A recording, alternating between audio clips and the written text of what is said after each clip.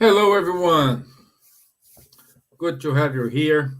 Unfortunately, today I need to record. I am not live. I need to record these episodes. This conversation, not a study. This conversation here.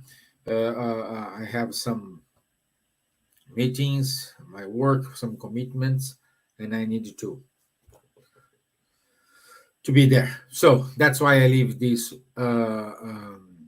recorded. Okay. So let's start our study today, and I will do the initial prayer. So I want to thank all of you for being here with us, our mentors of Ireland, your mentors for the opportunity to be here. May we have a good study. May we have inspiration and a good guidance. So be it. Amen. Okay, so first things first. Last week, we studied the union of the soul and the body, and we talk about abortion as well. Okay, so we are in the Spirit's book,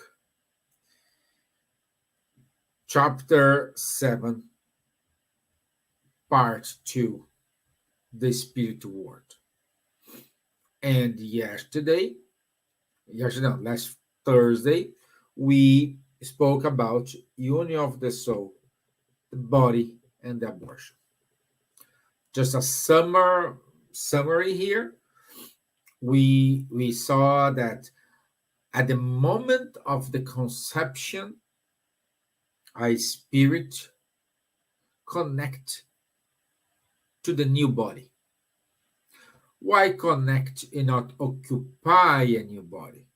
Because law of physics, two objects, two things don't occupy the same space at the same time. So a spirit, the mom, it is with her body and her spirit. And inside her womb, she has the new body forming. A spirit cannot go there. Okay? So the spirit stays beside mom, connected to a kind of umbilical cord. Okay? At the moment of the birth, we have this union, new body and the spirit. Okay? And it takes times until we have a completely full attachment.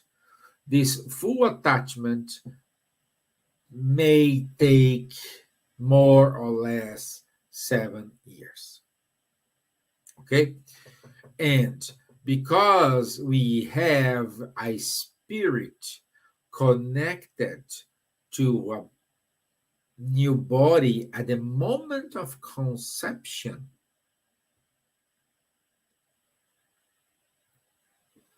abortion is not an alternative. Because even though we don't have a spirit there, we will kill a human being, you know what I mean? A life. We will seize someone's life. Okay? That's why, that's the reason. Okay? So, this is what we studied last week. Now, we will start a new chapter. Not a new chapter, the same chapter, Return to Corporeal Life. And we will start a new item. Item number 3, moral and intellectual faculties. And moral intellectual faculties, it's very, very interesting because it's used to everyone to mistaken, uh, saying, "Oh, my body is this, my body." We each the body and the spirit, each one has a main function, a main role. Okay. For example, for example, uh, the moral of the person belongs to the spirit, not to the body. And then we see here on the question 361, the question is, where do the moral traits of a person come from, whether good or bad? So, either if you have a good moral or a bad moral, you will keep this. You will keep this. It's not changeable. You always keep your moral. For an example, let's say a greatest pianist, a greatest, wonderful, Beethoven, okay? He's a greatest pianist. If you give to him a piano which is not tuned, very bad tuned, he will not produce a good music. Even though it's the piano is played by a very, very good pianist. The piano will not produce a good sound. It's not going to be comfortable for our ears and even for the pianist. Makes sense. Makes sense. So, with saying that, we need to have this tune. We need to have an adjustment. So, therefore, your body, it is correlated to your spirit advancement in order to help you to progress, because the meaning of an incarnation, it is an evolution. So you will not reincarnate to give a step back or to keep spinning wheels. No, you at the moment when you decide to reincarnate, you will reincarnate to evolve. Perhaps you will not evolve as much as you want, but you will evolve. Okay? You will evolve. Some evolve a little, some evolve, give a big leap. Okay? But everything comes in a condition to help you to evolve. And these conditions, we say, always is good and bad. Let me explain. These conditions, in order to make you evolve, perhaps you need bad situations. You need bad moments in order to overcome it. And overcoming it, you will learn the lesson. You will motivate yourself. You will get out of this comfort zone and you will move forward. Okay? At the same time, we have good conditions in order to allow you to kind of enhance your good morals, to support you to go further. So it's a perfect machine which works very balanced in order to help you. Therefore, we can affirm that you are the best version of you.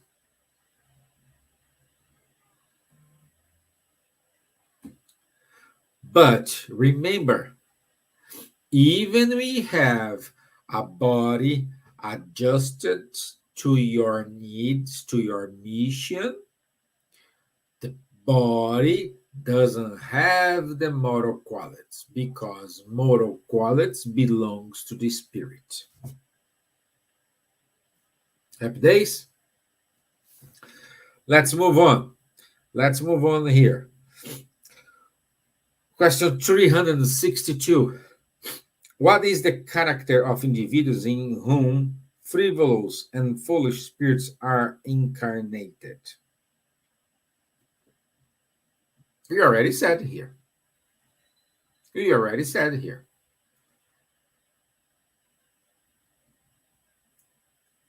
People, the body is connected with. So, I don't know.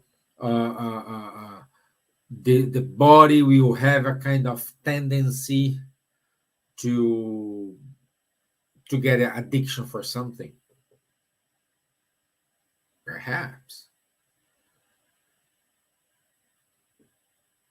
Or if a spirit needs to work this addiction while incarnated, the body will have problems if those people consume, I don't know, alcohol, drugs or something like this. The body will not adapt to this, and this person will become ill.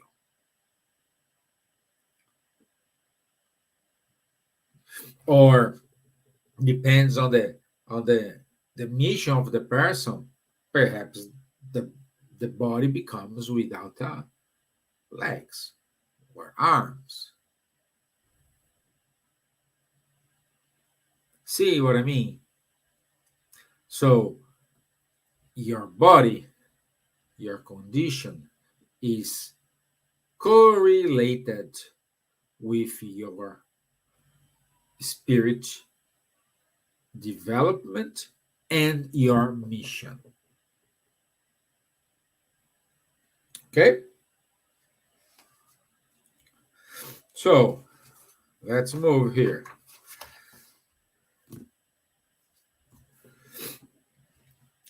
And on question 364, does the same spirit endow man with both his moral and intellectual qualities? Answer. Certainly, it is one and the same, and that in proportion to the degree of advancement to that spirit has reached. A man does not have two spirits in him. Why we have this? Because at that time, when Kardec was preparing the Spirit's book, they believed that sometimes we have one, two, or three, or more spirits. Okay, that's why. That's why I have it here. And this question 364 connects with question 260. Let's go to question 260. Let's go there. Let me see. Oops, I was there. 260. Why would a spirit want to be born among evildoers? That's it, my friends. Because all depends what you need to work, what you need to perfect yourself. For example, if you need to get rid of addiction of gambling, if you're born in a family that's nobody gambling,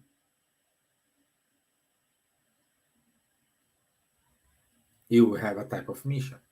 However, if you're born in a family Everyone play games, but you need to resist to it.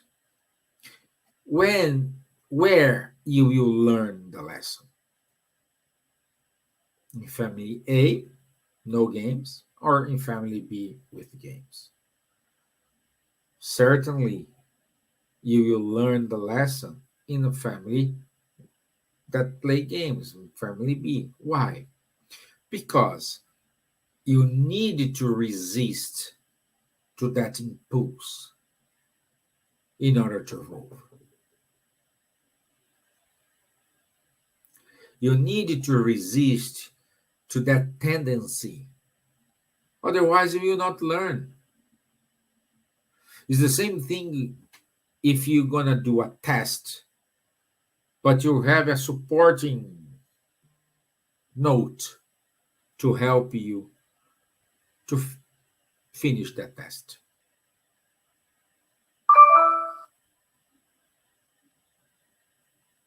You know what I mean?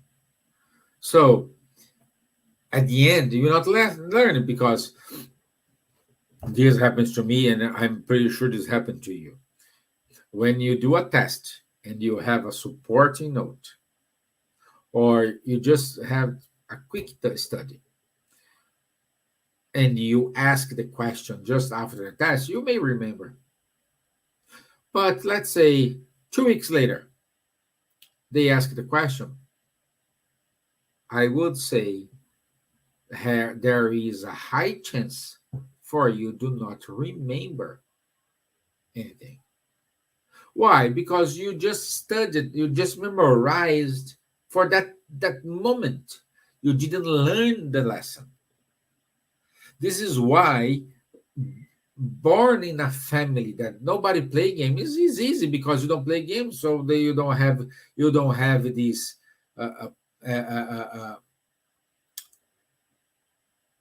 the trigger. That's the word. You don't have the trigger to start to play, because nobody play. And what happened when you die, when we return to the spiritual world? You didn't learn the lesson. We're gonna say, "Oh, how was it, friends? Oh, it's okay. What's fine, great, perfect." Did you play games? No, I didn't play games because my family didn't play anything, so I didn't play. No, I'm okay.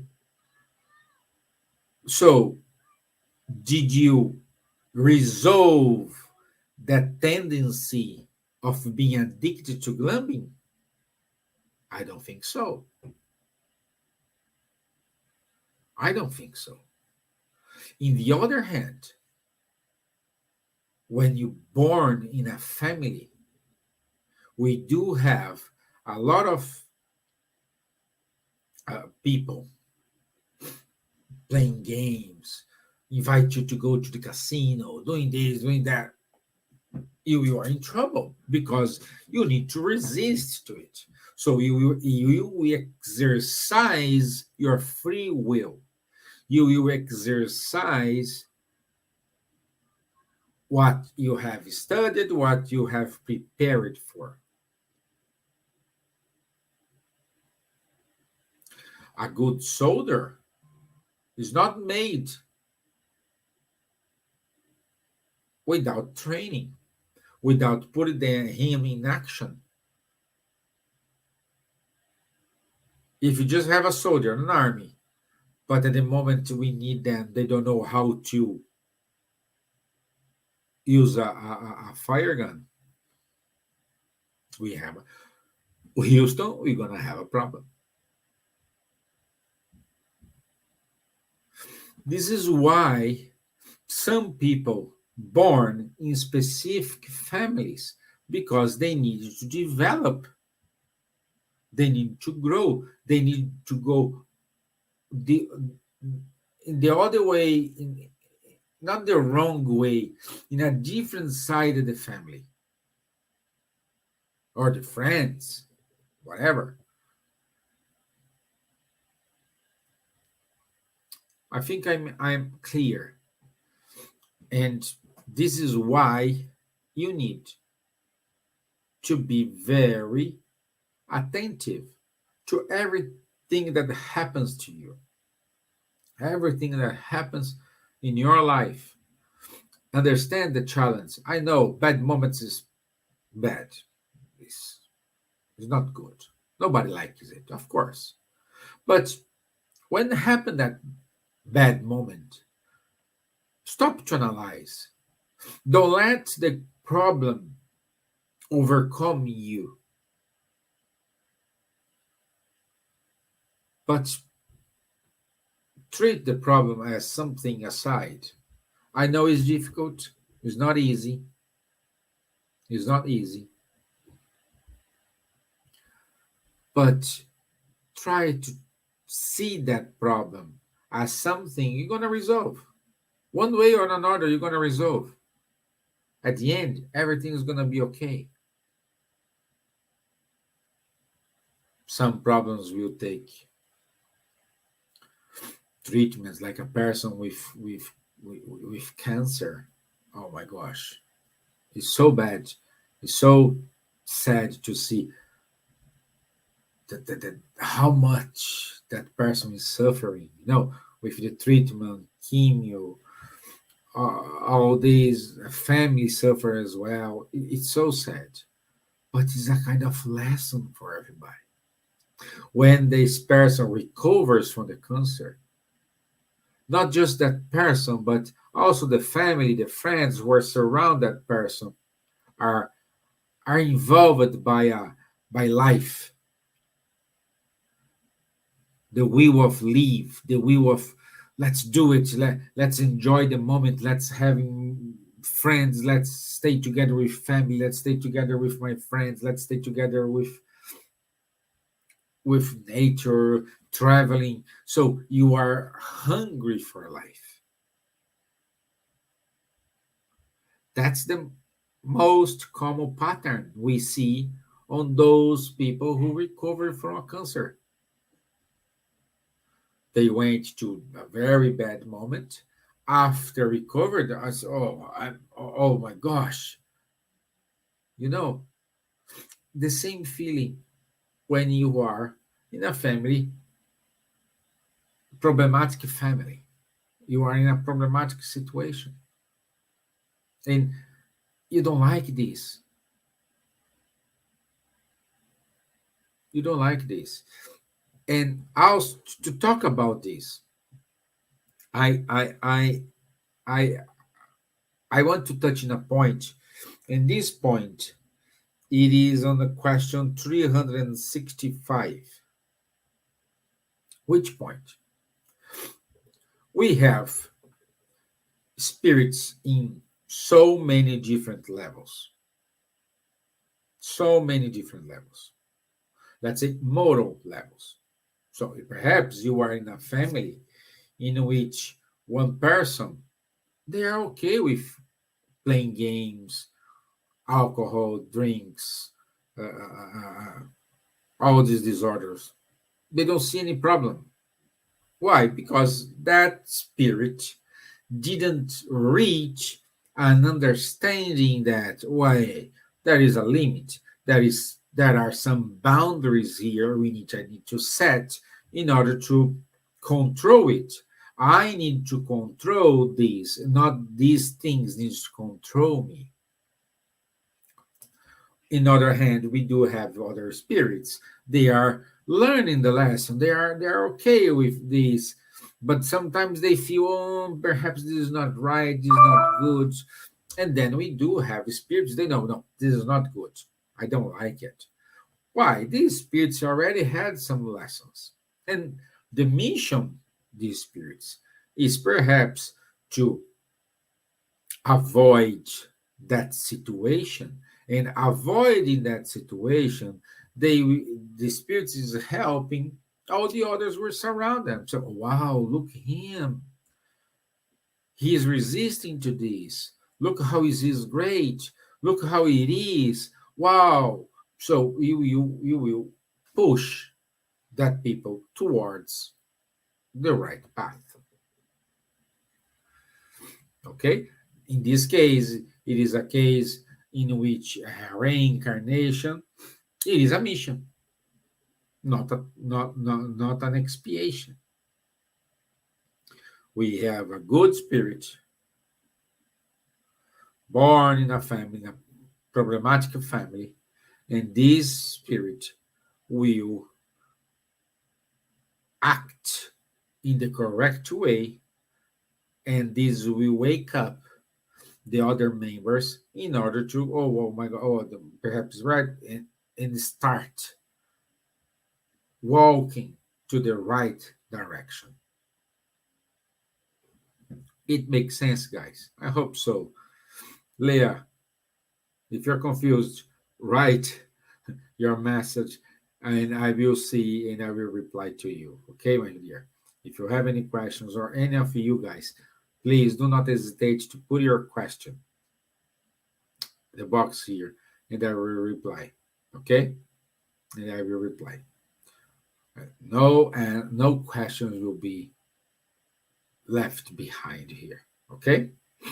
Okay? So what we needed to understand the intelligence. First of all, let's read the question 365. Question 365. Why can some very intelligent men, their intelligence indicating the presence in them of an advanced spirit, sometimes be extremely cruel at the same time? So, first of all, intelligence, the intellecto, do not generate moral qualities, moral development. Intelligence is one thing, moral development is another thing. If you open the history book, you will see a lot of intelligent people, but zero moral quality, zero moral development. It's full of examples. So,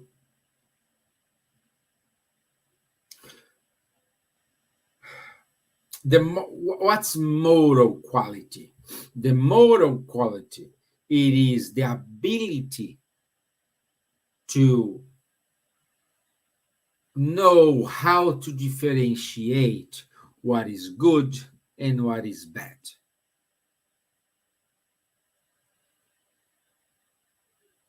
Intelligence makes you smarter, but moral quality will say, wow, let me think, let me analyze. For those who are in administration, let's prepare a matrix here. Let's understand the cause-effect problems. Let's create here brainstorm in order to see what is the good, what is the bad. So a moral quality, it is the one who gonna give us the ability to define or to understand what is good and what is bad. The intelligence, it is just make this speed up a little bit. Make this happens if you have a moral quality totally in a not developed. So you know how to differentiate bad and good. You will do what comes to you.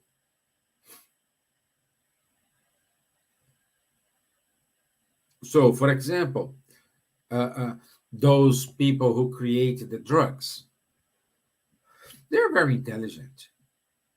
They're very smart. They know to know chemistry. They know to know the reactions and all these things, mixing these with that. So someone with a real good intelligence needs to do it. But he is using the intelligence for a bad thing. You know what I mean? I like this example because if he uses his intelligence, his knowledge he has about chemistry, about fluids, about all other things, in order to create, I don't know, a medicine to cure the cancer. No, he decided to use that intelligence to do a bad thing. Do you see how moral quality and intelligence differentiate itself? This is crucial for us to understand here. This is crucial for us to understand certain people behavior. Oh, he's so intelligent, but he's keeping doing this. Come on. Does he know what he's doing is bad? No. So go and teach them. Teach him, teach her. Talk, grab her to a talk. Make them to understand. Hey, my dear, if you keep doing this, you will harm, you will cause this chain reaction here. Look what's the consequence. Look what's the consequence of what you are doing. Let's change this. A smarter person will see, wow, yeah, no, oh, let's change.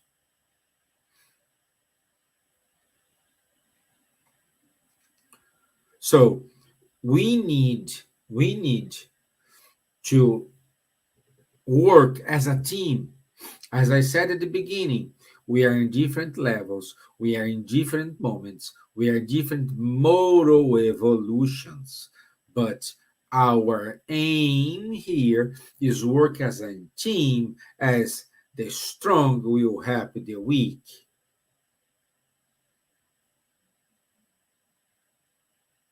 The smarter will help the more high moral quality. You know, you will have this. So we need to understand this point, and we need to see how this applies in our life. If we go to question 780, this question will may ratify, will may confirm this answer. 780, where are you? 755, 7778, 7. Does moral progress always follow intellectual progress? Answer. It is its consequence, but it does not always follow it immediately. How can intellectual progress lead to moral progress? By making man understand good and evil, because then he can choose between the two. The development of free will follows the development of intelligence, increasing man's responsibility for his acts. In other words, at the moment when you know how to differentiate good and bad, you will use your free will to decide which path you follow. That's why we do have people very arrogant, let's say fearless, not fearless, not the word, um, no compassion. They don't care. They are very selfishness because they decide, oh, I want to go to this path. They have the free will. Same as an intelligent person. You show what is good, what is bad, and they decide to go to the bad.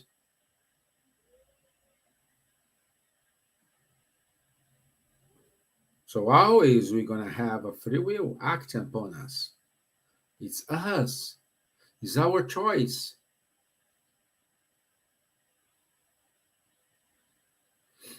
Okay? I think this complete the item 3, more intellectual factors. Otherwise, I will be very repetitive. Now we go to item number 4, bodily influences. Bodily influences. And we have on question 267. Upon uniting with the body, does the spirit identify himself with matter? What do you think? What do you think? Let's say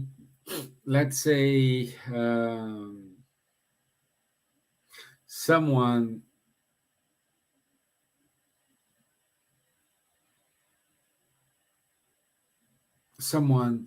will start to, let's say, you get inside a machine, okay? Your car. Let's say your car. You get inside your car. Perfect. You know how to drive. You drive very well. You have no problem. And the car has some limitations. Some cars don't speed too fast. Some cars go slow. Some cars don't have AC. Other cars, they don't have a radio. So other cars, they need to fix something that is a noise. So the machine, and I would say, can say all the machines, they have a certain limitation. And same applies to our body, because the body, the matter, it is a machine, and machine has some limitations. So I would say at the moment when the spirit unite with the matter, they will understand the faculties, of course, but these faculties sometimes will kind of limit the spirit. The spirit want to do something, want to go above and beyond, and they can't, because the body don't go. It's like you're driving your car. If your car goes up to 100 miles per hour, you don't go any more than 100 miles per hour. If you go more than 105 miles per hour, you may break the car. You may have an accident. The car may start to fall apart. So a lot of things may happen because there is limitations. And this is what we see here. And what confirms, we go to question 846. Let's go to question 846. 800.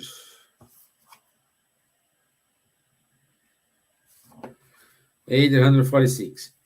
Does our body have an influence on the acts of our life? And if so, doesn't it represent an encumbrance of our free will? Spirits are certainly influenced by matter, which may encumber their manifestation. That's why, on worlds where bodies are less material than on Earth, faculties can be deployed with more freedom. So, in other words, we do have certain limitations, and these limitations is given by the limitation of our body.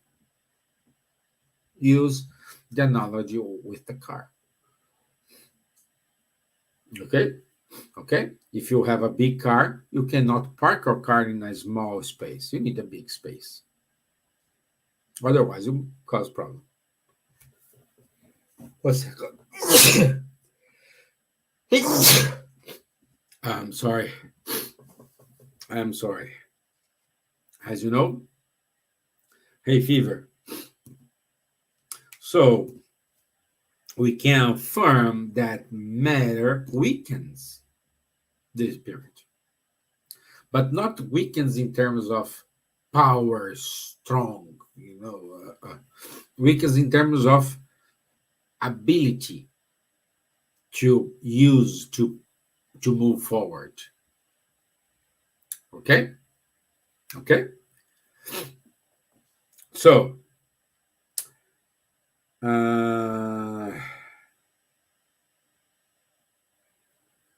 let me see.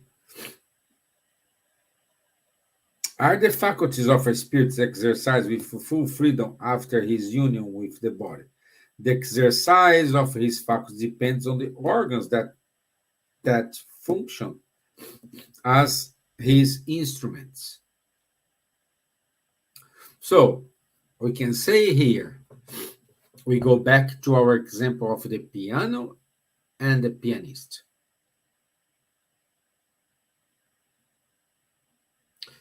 A piano, Beethoven, do not extract a good sound for a non-tuned piano. That's it. Or you can buy the best piano we have in the market. You pay whatever millions to buy the best piano. Very tuned, wonderful, made of wood, sounds perfectly. If you don't know how to play a piano, means nothing. Means nothing. So why you will born in a body, wow, strong, well, but doesn't mean anything for you.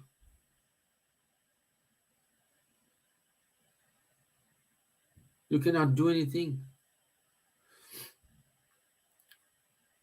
Think like that. Okay? So,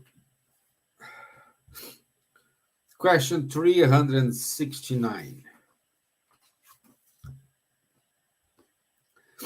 Is the free exercise of the faculties of the soul dependent on the development of physical organs? So, what are we going to say here? What are we going to say here?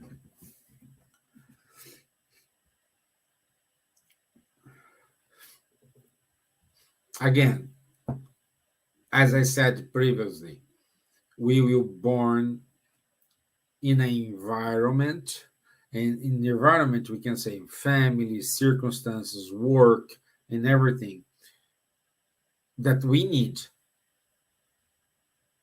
to develop ourselves. So the environment you are now, it is what you need to evolve.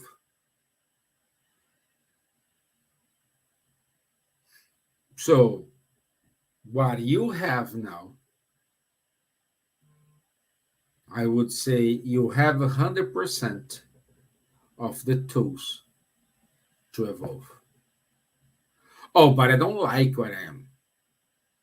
Change it. Perhaps you need to have this notion, this sense to say, hey, I'm not happy what we have here. Not at all. So you need to change. What are you going to do to change this? Perhaps this is your evolution. Perhaps this is why you are here.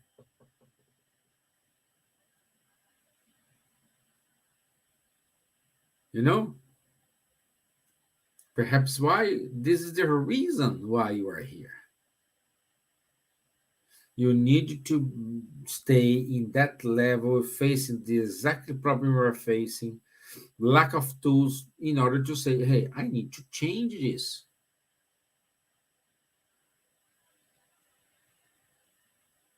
I need to move on.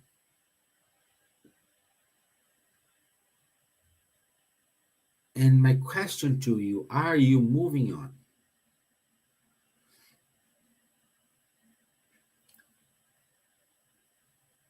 Are you using all the tools you have? Do you know how to differentiate good and bad? Do you know how to analyze the consequences of your actions?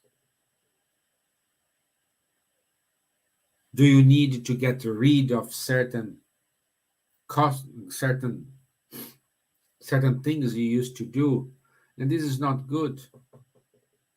Certain habits. It's on you. It's up to you. And at the end, we don't analyze all these things. We don't see these things. We don't understand these things. And we blame God, mom, my neighbor, my teacher, my stepfather, my stepmom, my brother, my sister. I blame dog, but I don't blame me. I don't look at me and say, hey, I am the one who's going to make this change. I am the one who's going to transform my life.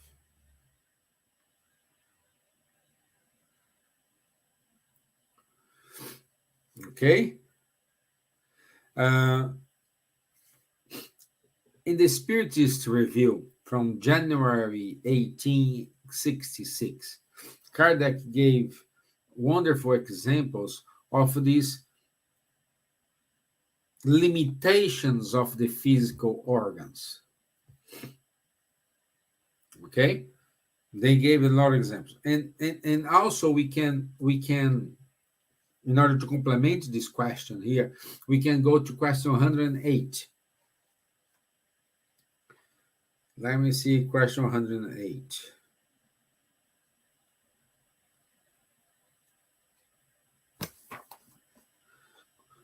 Do the beings who inhabit different worlds have bodies similar to ours?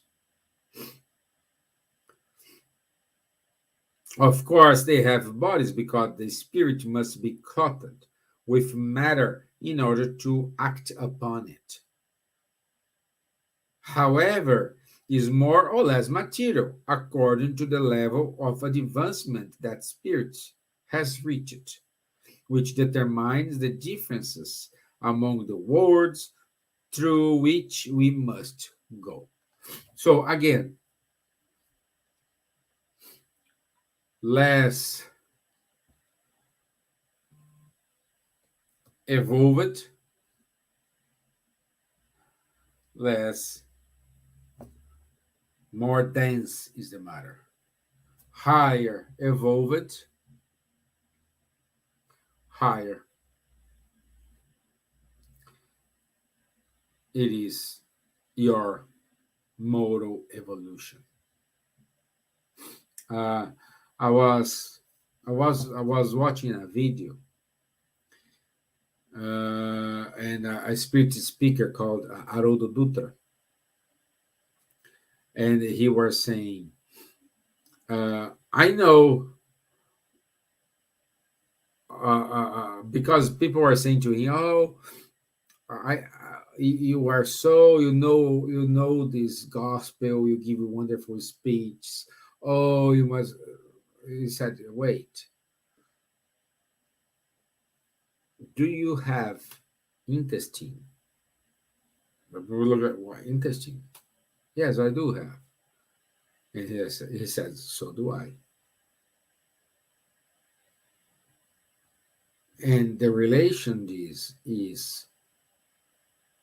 intestine is the moment in which put the rich and the poor, the successful, the not successful, the pride and not prideful, the selfish and not selfish in the same place.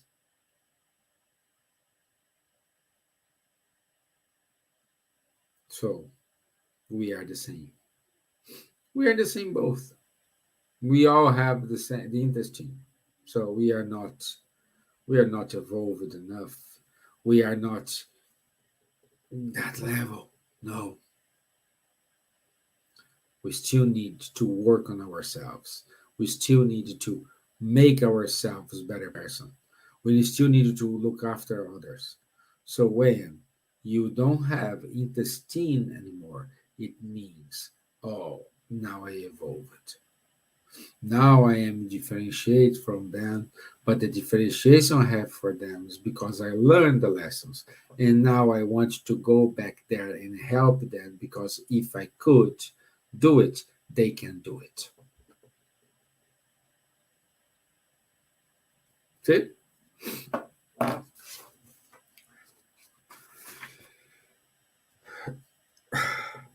Question 370. Could one infer from the influence of the organs a connection between the development of the cerebral structure, the moral and intellectual faculties? And here the Spirit said, do not mistake the effect for the cause. The Spirit always retains the faculty that belongs to him. It's not the organs that endow him with his faculties, but rather the faculties that promote the development of the organ. So, again, it is the organ who adapts to your level of progress, to your mission, not the other way around. If you do not have any limb right now, doesn't mean your spirit doesn't have a limb. Your body just don't have a limb now because you need to learn, you need to overcome the situation. Or you need to teach good example, being a good example for someone, or even though for yourself. There is no cause without effect. So if you are cursing yourself, you are complaining, stop complaining and try to use it in your favor. Try to make this a turning point in your life in order to move forward. Perhaps you try to seek that answer, why me, and you are not finding the answer. So stop looking for the answer.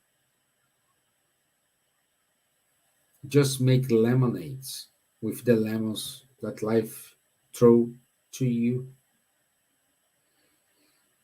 When you make the lemonade, things start to change.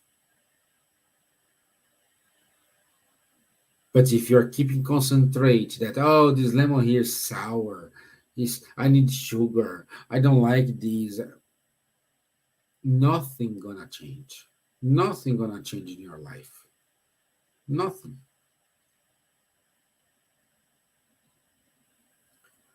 So pay attention to this situation. Pay attention with where we are. Who are our friends? Are these friends helping you to evolve to become a better person? Or these friends are making you a worse person, guiding you to a wrong path? Think about it. Okay? So this is the message for today. We stopped on question 370. Next week, next Thursday, I'll be live, and we will talk about question 371. Okay? So for this, I want to say thank you all for your time. Thank you all for the questions. I know questions will come, and I will answer the questions. Thank you for your time. Thank you for your patience. Next Sunday, it is, I think Samantha will give the talk. So stay tuned. Stay tuned to our shows, Spiritual Light, Coffee with Kardec, Coffee Break with Kardec. Now, Time to Talk, Study of Nosso Lar. Stay tuned and let's learn. Let's help the others. Let's help us. Okay? Let me do the final prayer. So I want to say thank you, everyone, for being here with me, for your time, for the spirits who inspired, who guide me through this talking. May not just me, but all of us have wisdom to put in practice everything we have said today. Please look after those brothers and sisters who are